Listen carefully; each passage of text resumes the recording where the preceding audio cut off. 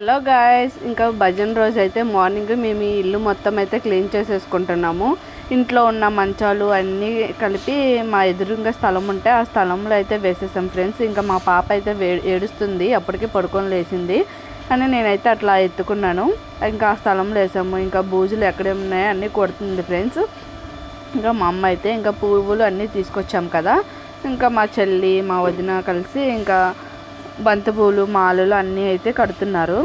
నేను కూడా తర్వాత పాపని పడుకోబెట్టేసి నేను కూడా పూలు దండలు అయితే కూర్చాను.